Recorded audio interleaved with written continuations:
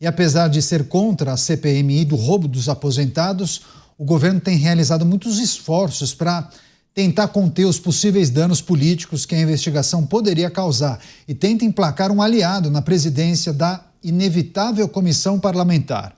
O Planalto exige a liderança do colegiado e quer que fique, certamente, com o nome do Centrão, alegando estar dentro do regimento do Congresso. Além disso, a base governista também articula a indicação de um aliado para a relatoria do colegiado, podendo assim esvaziar de vez a apuração do INSS sobre o escândalo que envolve o INSS, os benefícios de aposentados e pensionistas. Você, Mota, a ofensiva do governo para esvaziar a CPMI, conseguir aqueles cargos estratégicos para ter o controle das ações de uma eventual investigação, Mota? A ofensiva do governo é ofensiva, é uma aposta. O governo está apostando que ninguém vai se lembrar, que daqui a pouco ninguém mais está ligando para esse assunto, que basta devolver uma parte do dinheiro que foi retirado e vai ficar tudo por isso mesmo. Eu acho que a realidade é um pouco diferente do que o governo está imaginando. Eu acho que o povo brasileiro não vai esquecer o que aconteceu.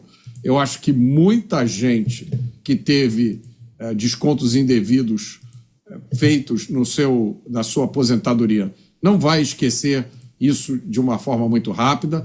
E eu queria ler aqui, Caniato, uma mensagem que nós recebemos de um espectador. Recebi aqui do senhor Antônio Laurindo. Ele diz o seguinte: estão falando que os descontos no contra-cheque dos aposentados se iniciaram em 2019, mas eu tenho um cliente que começou a sofrer descontos sem sua autorização em 2003. E aí ele menciona aqui o nome de uma empresa e diz que em 2008 esse desconto foi assumido por uma outra empresa e que esse desconto continua até dezembro, presta atenção na data, dezembro de 2020, quando ele diz: descobrimos o roubo e solicitamos o bloqueio do desconto. Foram 19 anos de descontos que provamos serem indevidos com o arquivo dos olerites do aposentado, que ele, inclusive, incluiu aqui como anexo. Então, meus amigos, esse escândalo do INSS é uma cartola cheia de coelhos. Até agora só saiu um coelhinho pequenininho lá de dentro. E essa é a grande missão da CPMI. Virar essa cartola de cabeça para baixo e vamos ver quantos bichinhos estão escondidos lá dentro. Dávila, muitas pessoas têm receio, inclusive eu leio aqui as manifestações. Se esses postos-chave ficarem com os governistas ou com pessoas indicadas pela base governista, isso interfere na lisura da investigação de que forma? Caniato, vamos olhar para dois sintomas importantes. Primeiro, esse senador do PT, do Espírito Santo, assinou a CPMI. Segundo, que uma das pessoas que o governo cogitava em ter como relatora é a deputada Tabata Amaral. Agora o governo já está com medo, acha que a Tabata Amaral é muito independente. Então, quer dizer, na hora que começar a exercer a função, está sob os holofotes, eu quero ver quem é que vai correr o risco de perder a próxima eleição para salvar a cara do governo agora num grande escândalo de corrupção. E aí tem duas coisas que as pessoas não esquecem. A primeira é corrupção. Ninguém esquece de corrupção. Você vê que os escândalos de corrupção praticamente pautaram a atuação política e o voto de muita gente. Quando a gente teve o grande escândalo da Lava Jato desvendado, né? Aquilo pautou impeachment, pautou eleição de Jair Bolsonaro em 2018, etc. Então, corrupção é uma coisa que as pessoas não esquecem. Ainda mais corrupção que envolve idosos. Porque todo mundo tem um idoso que recebeu dinheiro, benefício da Previdência e teve um desconto indevido. Então, não é que o escândalo da Lava Jato, que era grande empreiteira, comungada com político. Não, essa aqui afeta a vida de todo mundo. Inclusive, não podemos esquecer que muitos desses aposentados ajudam a complementar a renda do restante da família, seja o neto que estuda, seja o filho que estuda, seja ajudar com uma parcela do aluguel. Então, assim, desfalcar os idosos é mexer diretamente no bolso de todos os brasileiros, porque todo mundo tem parentes ou relativos ou amigos que têm dinheiro, que tiram dinheiro do INSS. Então, esse é o primeiro ponto. E a segunda coisa que o povo não esquece na hora de votar é inflação e inadimplência. Ou seja, as pessoas sentem todos os dias, quando vão ao supermercado ou comprar comida ou serviço, como o preço está subindo das coisas. E essa política do governo de aumentar IOF, aumentar a conta da luz gratuita, essa demagogia para as pessoas, só vai aumentar, vai pressionar a inflação ainda mais. E as pessoas vão sentir na outra ponta os preços subindo. E o terceiro, como eu disse, é a corrupção e a inadimplência. Metade dos brasileiros está inadimplente. Metade, 50% dos brasileiros não conseguem honrar seus empréstimos. Você imagina o mau humor que esse eleitor está de um governo que deixou ele inadimplente, a inflação aumenta e tem um escândalo de corrupção que afeta o ganha-pão de todas as famílias, porque estão tirando dinheiro dos nossos aposentados. Beraldo, a gente está acompanhando um movimento de muitos parlamentares batendo na tecla e defendendo a abertura de uma investigação no Congresso Nacional, seja a CPI na Câmara, a CPMI, juntando parlamentares das duas casas. E aí eu acho que esse é um processo inevitável, como trouxemos há pouco. Agora, o que pode acontecer se essa CPMI for controlada, principalmente naqueles postos mais importantes, pelos parlamentares da situação, os governistas? Podemos observar uma CPMI de mentira, fajuta, ou pelo menos que não coloque o dedo na ferida? Neto, isso vai depender da oposição. Se o governo conseguir se posicionar de forma a colocar nessas posições super importantes de presidente e relator da CPMI figuras que não têm compromisso com a moralidade, não têm compromisso com a verdade, que não estão ali para defender o melhor interesse do Estado brasileiro, a oposição tem que fazer o oposto. Ter entre os membros da CPI, aqueles que puderem indicar, figuras que sejam aguerridas, para que usem o espaço da CPMI para tornar inviável essa estratégia do governo de querer varrer essa imensa sujeira, essa montanha de sujeira para debaixo do tapete. Eu tenho certeza que, conforme a CPI der início aos seus trabalhos, os depoimentos, se as testemunhas ou os depoentes forem bem arguídos, que esses depoimentos serão muito reveladores dos detalhes dessa trama que lesou tanta gente por tanto tempo. E as conexões com o universo político têm que ser desnudadas. Porque é assim, esse é o papel da CPMI. É colocar à luz do dia quem do universo político garantiu que esse esquema absurdo, terrível, que não se importa com aquelas pessoas que estão no seu momento de vida mais frágil, já idosos, já tentando minimamente se organizar para não precisar trabalhar e tal, e aí vem e tem o seu dinheiro roubado. Foi isso que aconteceu no Brasil. Portanto, a oposição, Candidato, será fundamental para que, independente dessas estratégias do governo, a CPMI entregue à sociedade brasileira a verdade dos fatos e todas as conexões políticas que viabilizaram esse grande e longo golpe. Quer dizer, só para fechar esse assunto, algumas pessoas aqui da audiência, Mota, lembraram de CPIs que tiveram até um bom espaço na mídia, reservaram momentos pitorescos, frases de efeito, algumas manchetes, mas de resultado nada, pouca coisa, ou resultados ínfimos, né? O que a gente precisa também considerar em relação a uma CPMI e a possibilidade de não dar em nada também, né? A gente tem que ter clareza sobre os objetivos de uma CPI, uma CPMI. Nenhuma comissão parlamentar de inquérito substitui um sistema de justiça criminal que funcione bem. São coisas completamente diferentes. Se o nosso sistema não tem o desejo nem a capacidade de identificar os responsáveis e puni-los de forma adequada, não vai ser uma CPI ou CPMI que vai conseguir fazer isso. Então, essa história de CPI que não deu em nada é relativo. Eu acho que se a CPI conseguir mostrar o que aconteceu, revelar alguns fatos aos quais a gente não tem acesso agora, isso já é um grande avanço.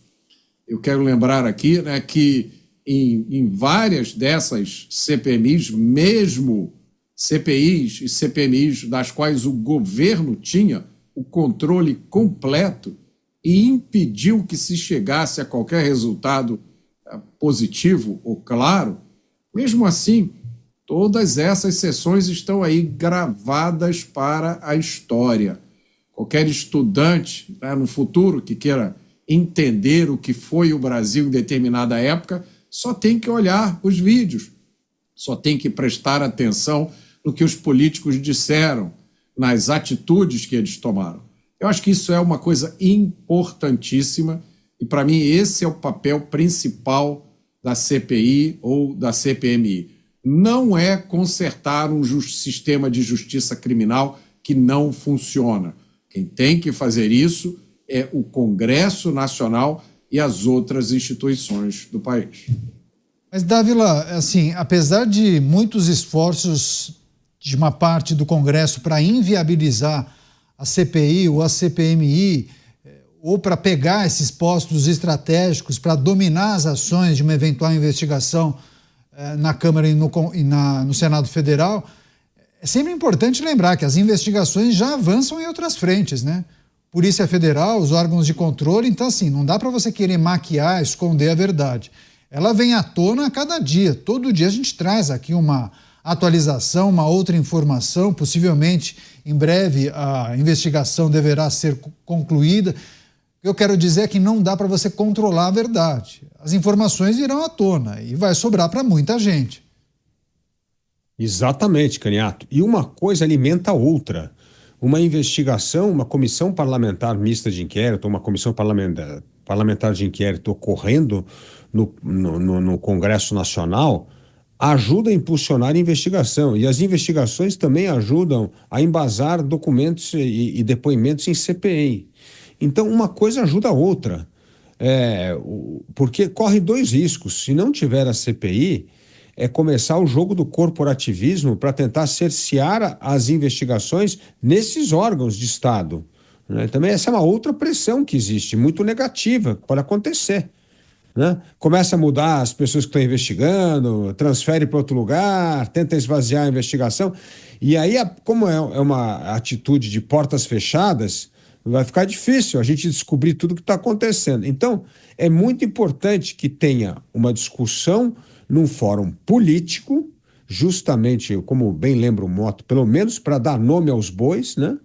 E que tenha a investigação séria, que ela continue a ocorrer na Polícia Federal, no Tribunal de Contas da União, na AGU, porque tudo isso ajuda a fazer com que nós tenhamos o quadro completo do que foi esse escândalo no INSS.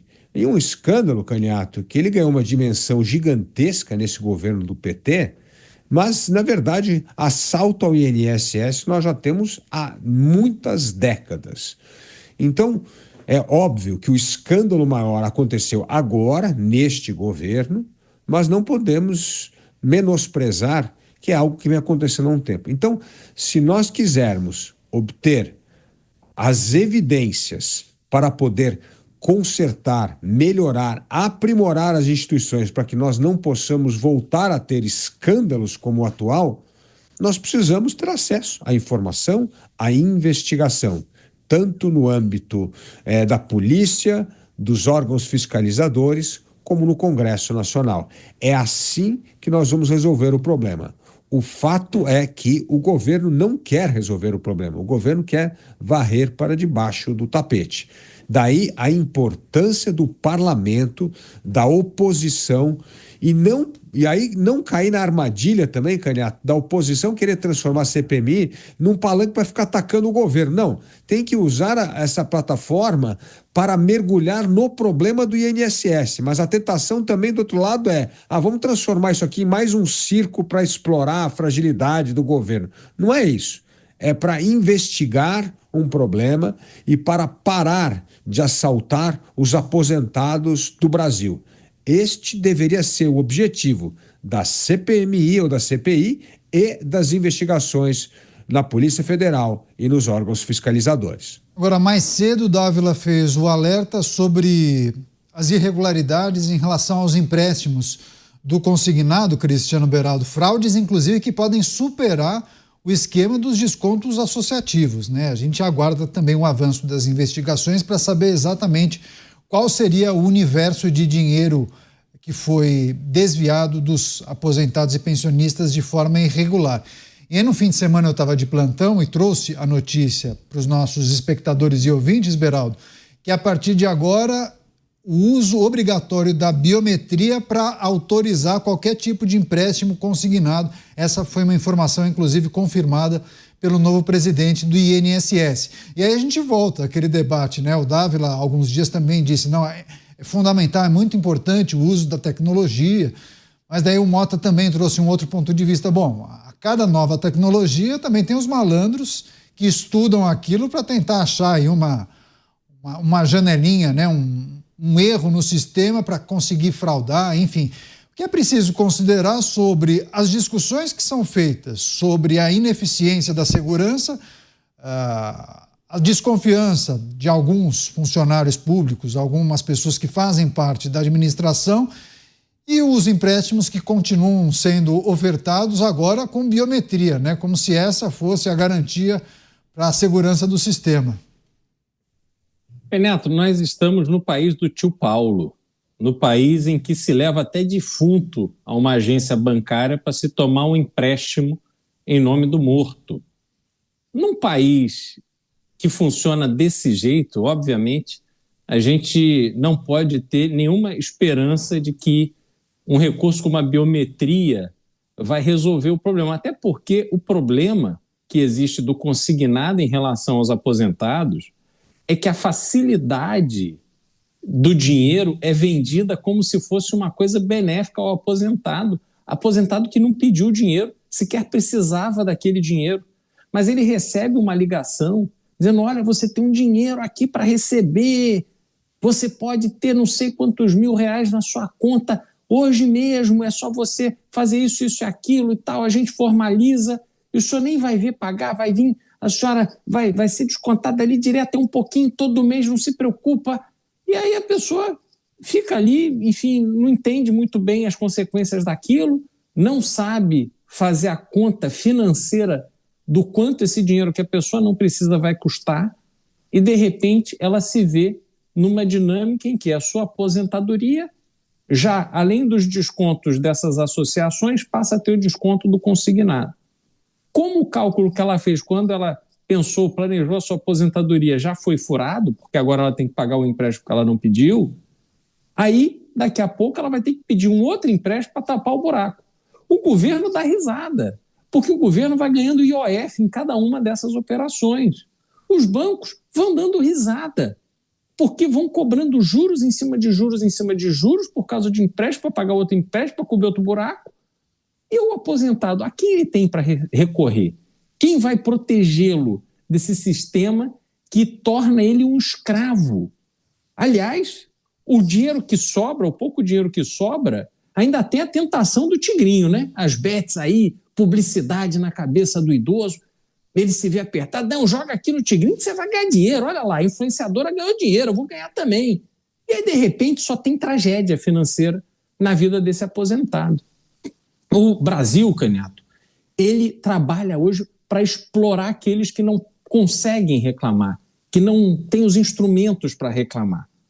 E aí, essas vítimas, elas vão sendo cada vez mais sugadas, tendo a sua vida destruída e ninguém liga.